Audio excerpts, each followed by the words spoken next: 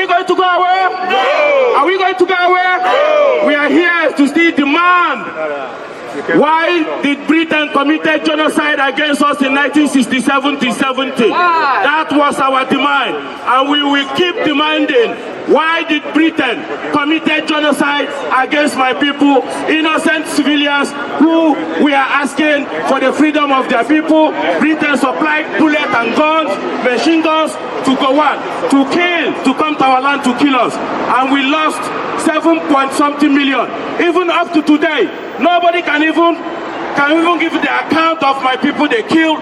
People say it's about 9 million. People say it's about 3 million. Innocent children, innocent men and women killed by the British government in 1967-70 by the name Harold Winston. We lost about 7-point-something million of my people.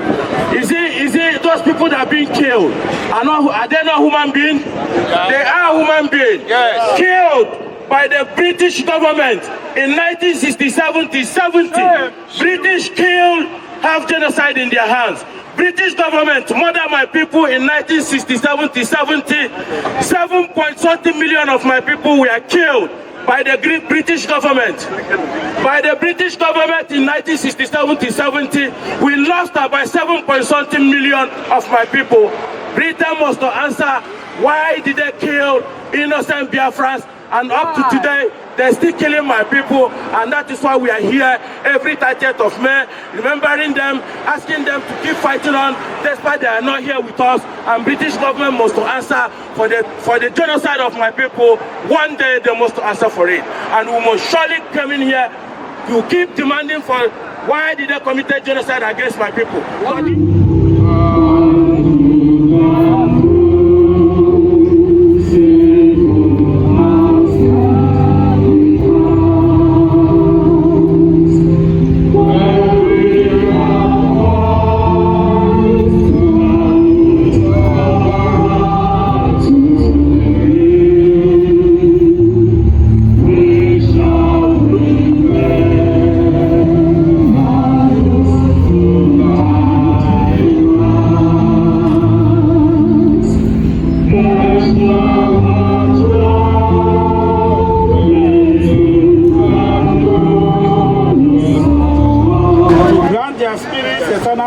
In his kingdom.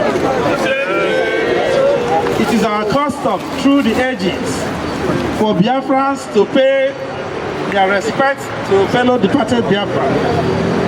Biko kai tere owere pikin ogworo oji njiri bia eji mosa oji dịka onye chizuru echizu eji mosa oji eji mo oji Igbo eji mo oji gboro eji koma agba ilu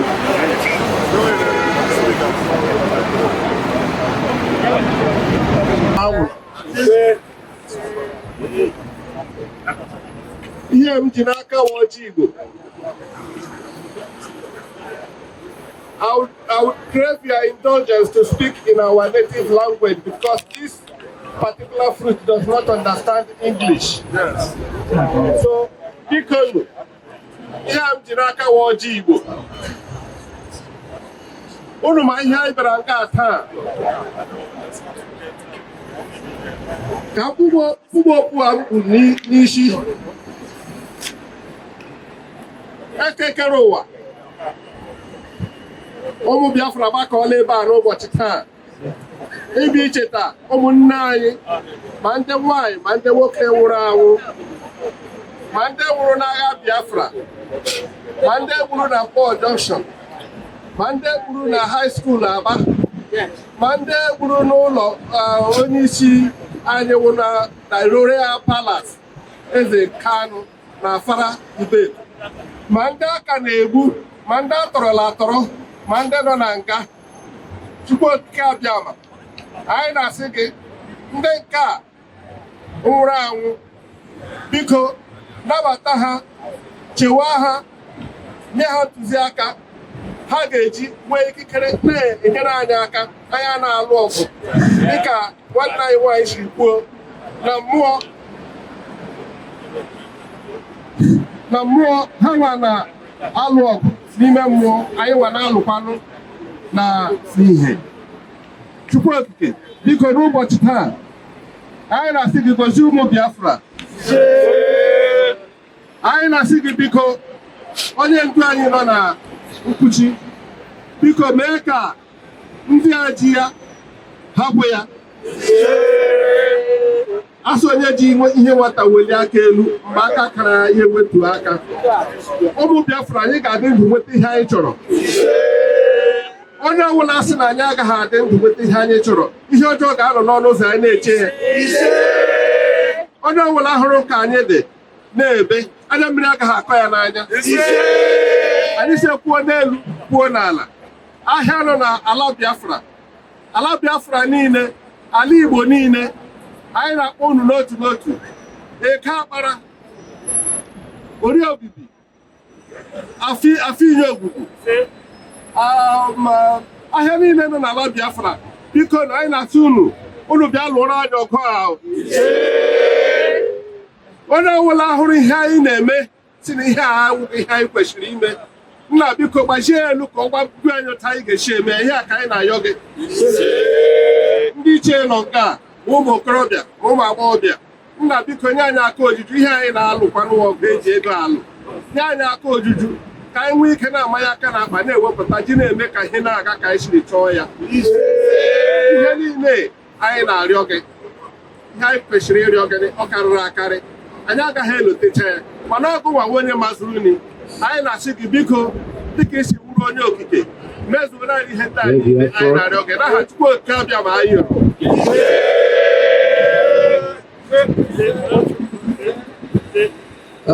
biko na ụlọ ewela iwe. Olu m dị loud enough ma microphone ọ na ya ma ọ nọ ya unu ga-anụ olu m ka m kpurukwa okpu mkpu. Aga m awazi ọjị a ugbu a Sanai m ga-adịghịkwa ofe onye ga-ebido elu ka m gbawaa n'ọjị a. Ya awa ọjị Igbo eshiri ala azụ weta.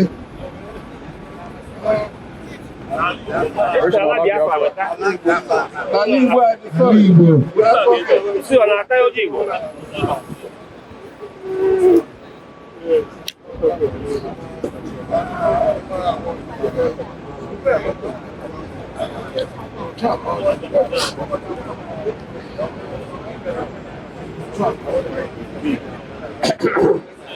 ọ ga-awakwa ikiri ebe mmụọ ege ma ntị oge erula. Anyị awaala ọjị ndị ichie Biafra, ndị nwe anyị bịa were n'ọjị.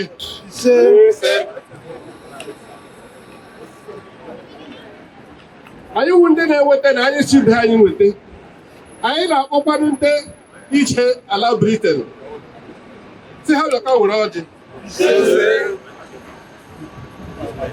Anyị agaghị asị ka naanị anyị rie ọhịa anyị chọọ ka anyị nwere onwe anyị.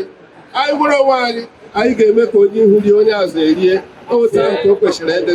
Mgbe anyị na-asị ma ndị ichie ma ndị okenye ma ụmụ nwaanyị ma ụmụ nwata ndị nwere anwụ oge ọgụ, ana m asị ha unu bịakwa bịa were ọjị o. Anyị niile nọkwa n'ebe ugbu a ka anyị ga-akpa ọ nọ ebe a, mana aga m akpụpụkwa ka m ga-akpụpụ na ya na ose ọjị iji mee ka onye ọbụla bụ ndị mara na otu emenala ashịrị ede abịakwa were ọjị.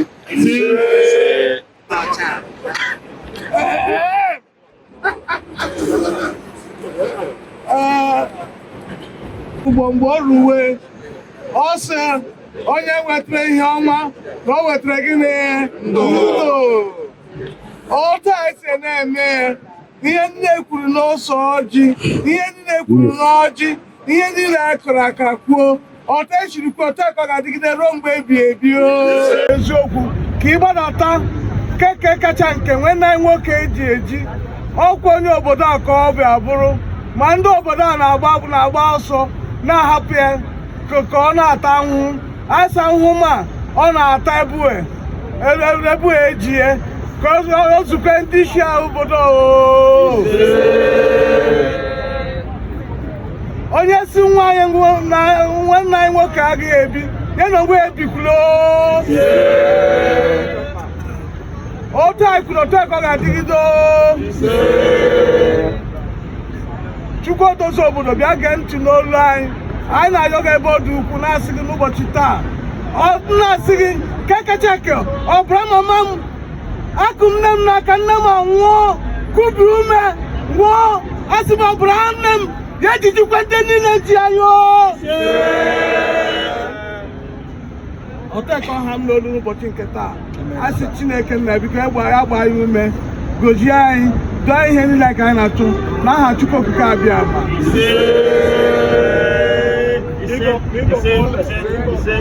Biko na ụlọ ahụ na ka o siri gaa ọrụzi onye chọrọ agba ili ya bịa were, onye chọrọ ọjị ya bịa were, anyị nwere ya o buru ibu ya. My name is Ibe Ime, entitled Chief. Eziokwu Bondo is my title.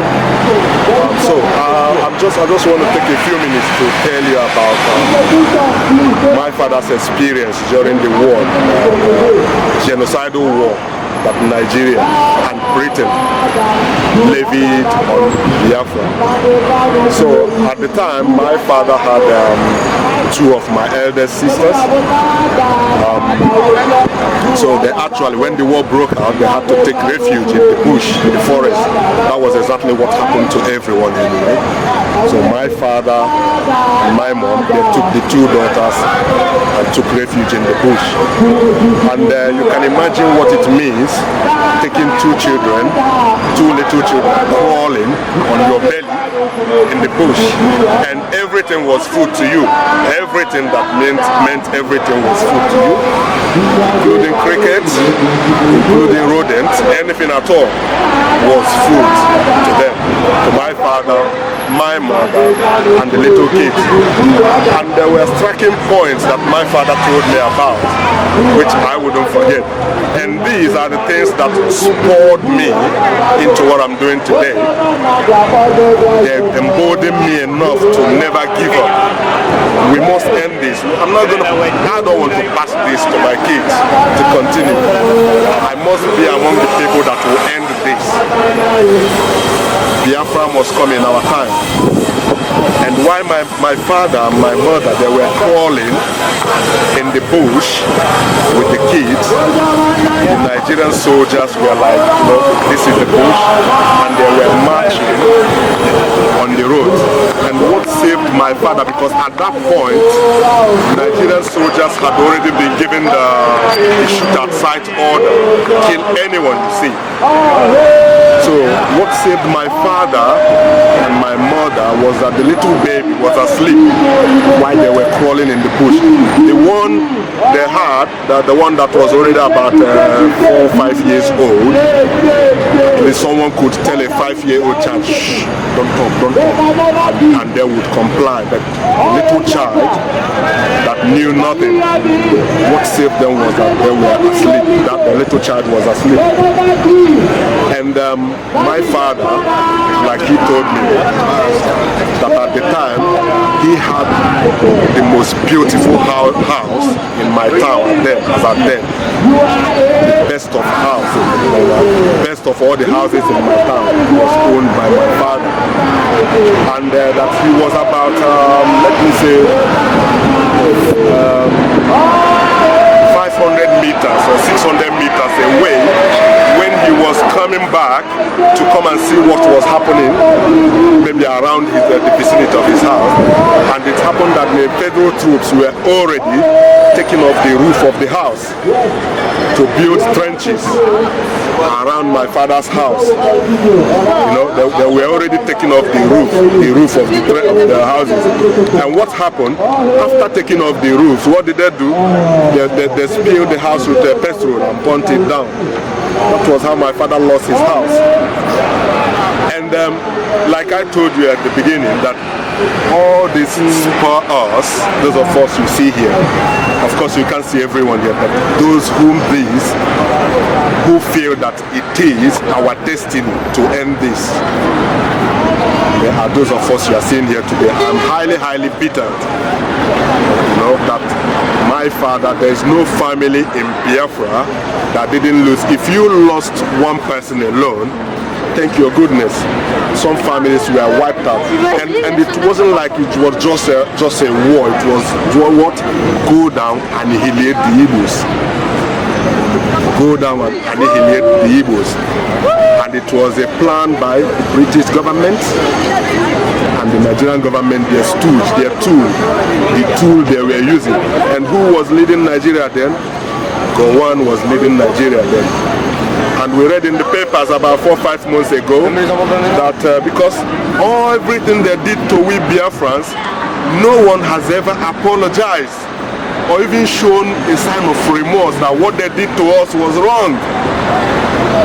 So the genocidist Gowon was saying on a paper the other day, he was actually visiting the current president Tinubu, and telling him that he should keep up, that during the keep up to what he was doing in suppressing the people, that during the Biafran-Nigerian war, that people were actually criticizing him, that he was too slow to finish up the Biafrans, and that in his own word, I'm quoting what he said, that people were actually criticizing him that he was too slow in finishing off Biafrans, but that he eventually did it. That was what the genocidist Gowon said. And today, he is there. No one is going after him to come and give an account of what he did. Today, people, the ICC and the rest of them are giving orders to arrest Mr. A or Mr. B of war crime.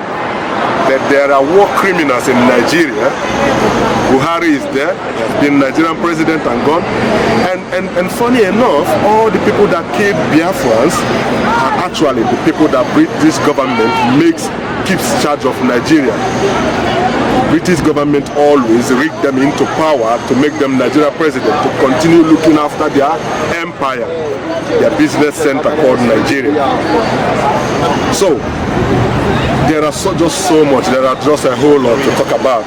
If I continue talking today, just like every other one you see, every other person you see here, we may not live here, but all we are saying is that the reason we keep coming here is to remind the British government that though they may have massacred our fathers, our mothers, those who would have been our uncles and our aunties today, that we are back. And we are not giving up. As we die, our children take over from us. We are not going to give up. Biafra is our destiny. Biafra is our hope. We have no hope in Nigeria. You can see what's going on in Nigeria. Every Nigerian government that comes to power, their number one policy is how to hold Biafra down. How to hold eastern Nigeria called Biafra down. And that is why we are saying we have no hope in Nigeria. We want to leave. And we are doing it peacefully.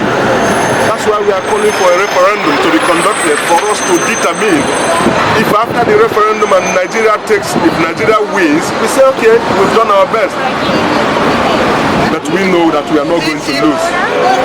If you conduct a referendum today in Biafra land and you get less than 98% of Biafrans saying yes, we want to live, just take it that we didn't do enough work. You know, take it that we didn't do our homework well. 98% of Biafrans are going to vote and say we want to live.